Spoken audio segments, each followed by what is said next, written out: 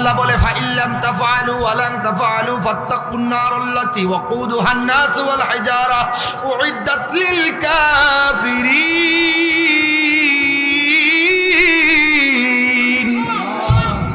আমার আল্লাহ তাআলা বলছে, অনবী আপনি বলবেন এই নুনের অর্থ কর।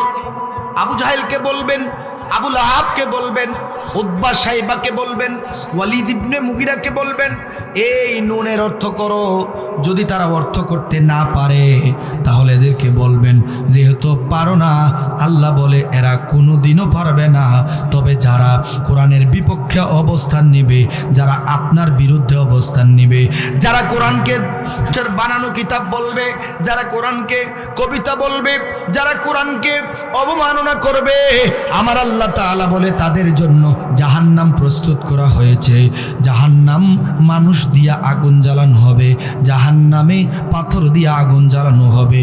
ওই জাহান্নামের মধ্যে কোরআন অবমাননাকারীরা যাবে। বলেন নাউজুবিল্লাহ। এবার বলেন আমরা কোরআনকে ভালোবাসি নাকি বাসি না?